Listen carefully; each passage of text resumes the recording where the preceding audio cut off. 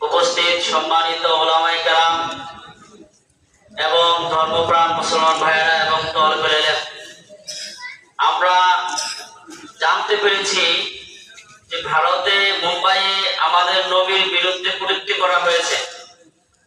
আমরা এমন একটি জায়গার মধ্যে আঘাত পেয়েছি যেখানে আমাদের ঈমান, যেখানে আমাদের কলিজা।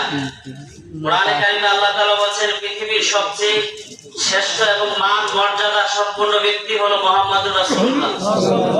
যেখানে মুসলমানদের আযান কমপ্লিট হয় না নবীজির নাম উচ্চারণ না করলে, ইকামত শুদ্ধ হতে হলে নবীর নাম লাগে, কালিমাটা শুদ্ধ হতে হলে নবীজির নাম আছে।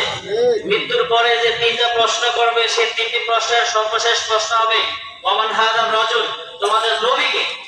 এবং যখন আমাদেরকে মৃত্যুর সময় যখন কবরে রাখা হয় তখন আমাদেরকে বলা হয় বিসমিল্লাহি ওয়া আলা মিল্লাতি রাসূলুল্লাহ।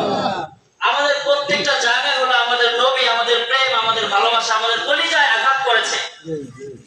আমাদের সর্বোচ্চ অবস্থানে আমাদের যে জায়গায় আঘাত করেছে সেখানে আমরা বসে থাকতে পারি নাই।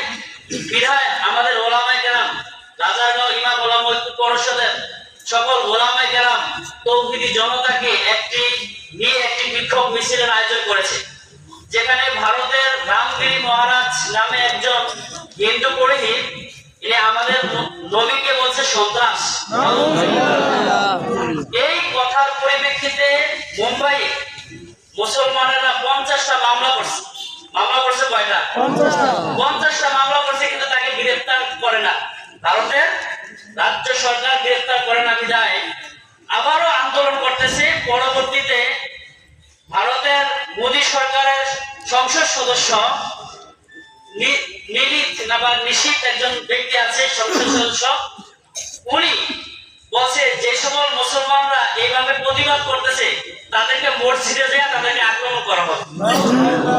আমরা মুসলমানরা আমরা আমাদের নবীর বিরুদ্ধে কথা বলার কারণে আমরা প্রতিবাদ করব, সেখানে হিন্দুরা বলবে মসজিদে যায় আমাদেরকে মারবে, এরপরে কি আমরা বসে থাকতে পারি?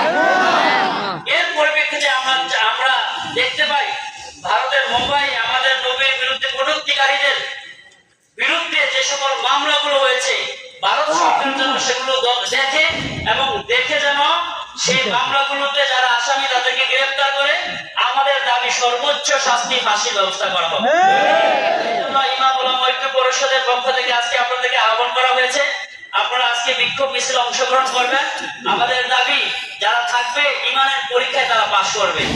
আমাদের আরো নেতৃবৃন্দ আছে, ওনারা সংক্ষিপ্ত সময় কিছু আলোচনা করবেন। আল্লাহ তাআলা আমাদেরকে ধৈর্য সহকারে শুনে মিছিল পর্যন্ত থাকার তৌফিক দান করুন।